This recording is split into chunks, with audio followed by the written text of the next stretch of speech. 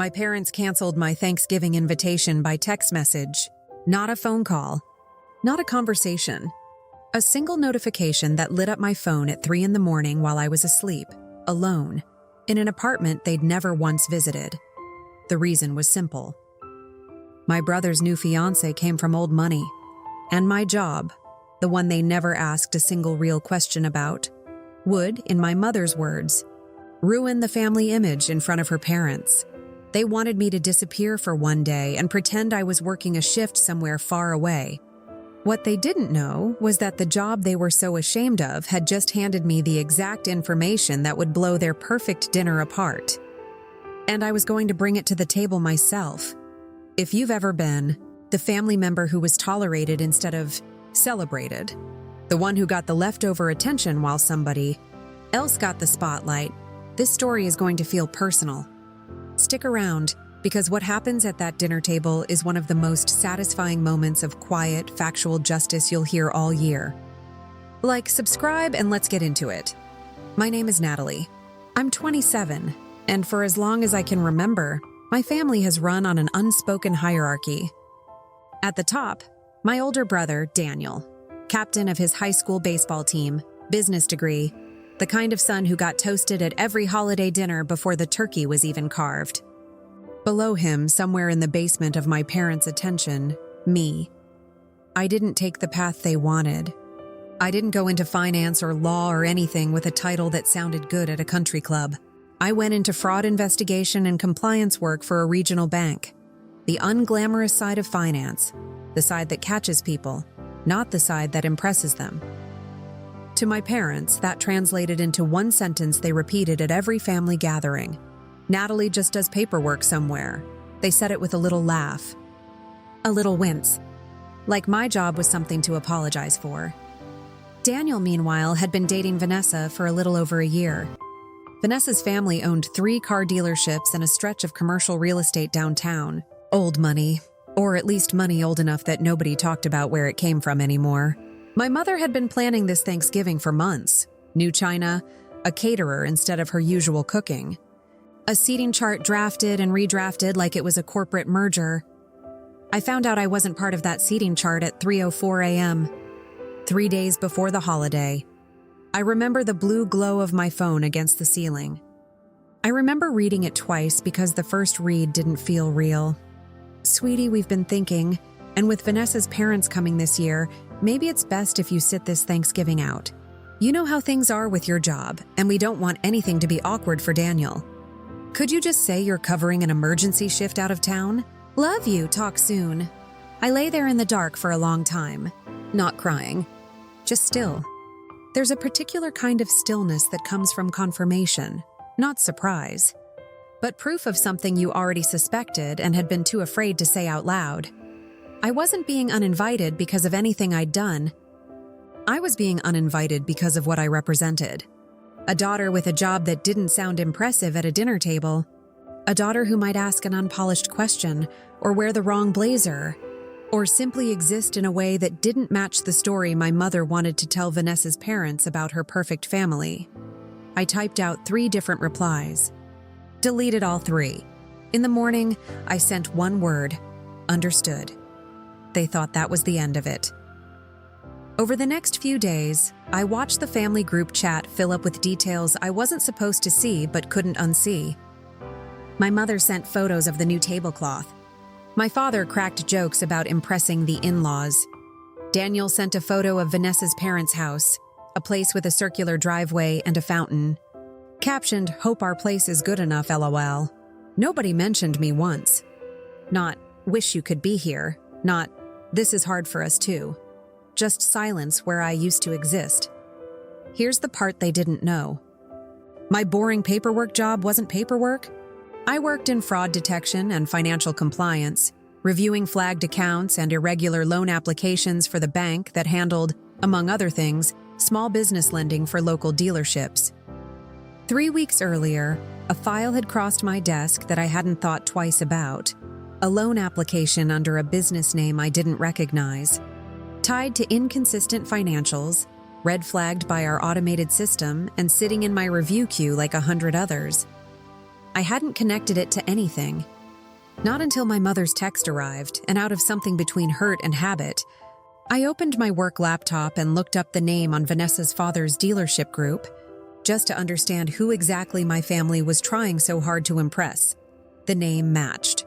Vanessa's father's flagship dealership had an active file in my queue. A loan application riddled with inflated inventory numbers, the kind of discrepancy that either meant a clerical mistake or something closer to fraud.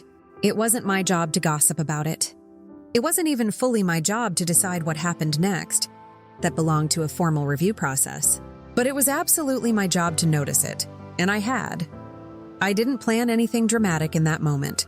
I closed the laptop. I sat with it. And slowly, underneath the hurt, something steadier started to form. Not a scheme, just clarity. 2 nights before Thanksgiving, my mother called, the first live conversation we'd had in weeks, to check in, which really meant to make sure I wasn't going to cause a scene by showing up uninvited. "You understand, right?" she said.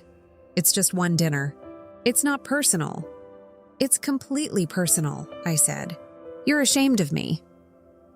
"That's not fair," she said, and her voice had that practiced wounded tone she used whenever she wanted the conversation to be about her feelings instead of mine.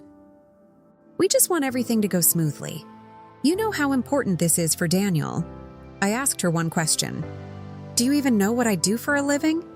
"Not the job title. What I actually do, day to day." Silence. "That's what I thought," I said, and I hung up. That was the moment something in me settled. I wasn't going to beg for a seat at a table where I'd already been quietly erased. I also wasn't going to disappear on command and eat dinner alone so everyone else could enjoy their curated evening. I decided I would show up, not to cause a scene, just to be visible, on my own terms, with the truth in my hand instead of an apology on my lips. Thanksgiving afternoon, I put on the blazer my mother once called too corporate for family stuff and drove to my parents' house. I didn't storm in. I knocked like a guest because that's exactly what I'd been made into. My mother opened the door and went pale.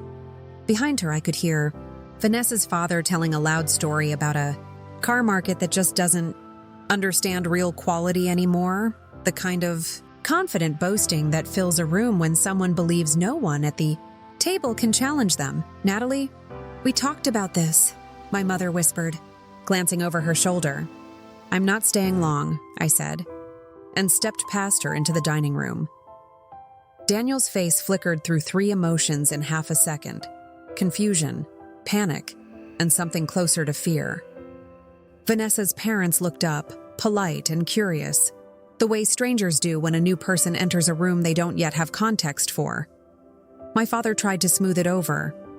"Natalie, honey, we didn't know you'd be free." "I work in loan compliance review," I said, calm and even, directing it more to Vanessa's father than to anyone else. "It's actually a really interesting field. You'd be surprised what crosses our desks. Just last month, I was reviewing a flagged commercial loan application. Inflated inventory valuation, inconsistent paperwork, the kind of thing that usually ends up with an audit." I paused. Funny enough, the dealership name looked familiar once I saw the address today. The room went silent in the specific way a room goes silent when everyone senses something is happening, but only 2 people fully understand what. Vanessa's father's easy smile cracked, just slightly, at the corners.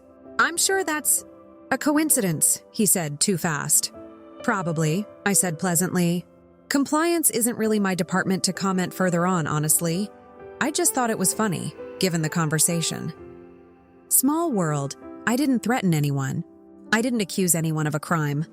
I simply said out loud in front of the people my family had spent months trying to impress that my embarrassing job put me in a position to notice things that mattered, and that the family bragging about real quality had a file with my employer's name on it that suggested otherwise. My mother's face had gone the color of the new tablecloth she'd bought for the occasion. Daniel wouldn't look at me. Vanessa's mother was suddenly very interested in her wine glass. Vanessa's father recovered his composure with visible effort, laughed it off as, "These compliance departments, always overly cautious and steered the conversation elsewhere. But something had shifted, and everyone at that table knew it. The illusion my mother had spent months constructing, the flawless family, the impressive son, the daughter who didn't exist, had a crack running straight through it, and I was the one who'd put it there, without raising my voice once. I stayed for exactly 11 more minutes, long enough to eat a dinner roll, drink a glass of water, and let the discomfort breathe. Then I stood up. "Thanks for having me," I said to no one in particular. "I know I wasn't really invited, but I figured you'd want the full picture before you toasted to the new family." I left before anyone could respond. My phone started buzzing before I even reached my car. My mother calling, then texting, then calling again. I let it ring. I found out later through my aunt that the dinner didn't recover. Vanessa's father left early, tense and distracted. 2 weeks after that, word came through the extended family grapevine that his dealership was, in fact, under a formal compliance audit, something I had no further involvement in and no interest in following because it was never mine to control. I had simply noticed a fact and said it out loud, in a house where the truth had apparently never been allowed at the table. Daniel didn't speak to me for a month. When he finally did, it wasn't an apology. It was an accusation that I'd embarrassed the family, the same phrase they'd used to erase me from Thanksgiving in the first place. I told him the family had been embarrassing itself long before I walked through that door. I just happened to be the first one willing to say something true out loud. I didn't lie that night. I didn't fabricate a single detail. I simply stopped protecting people who had never once protected me. There's a particular kind of karma that doesn't come from revenge plots or elaborate schemes. It comes from the truth finally being allowed into a room it was kept out of for years. My family spent so long deciding I wasn't good enough to sit at their table. They never once considered what might happen when I finally decided to speak at it. If this story hit home, smash that like button and drop a comment. Have you ever been the embarrassing one in your family? And how did you finally stand up for yourself? Subscribe for more stories like this one, because sometimes the most satisfying justice isn't loud.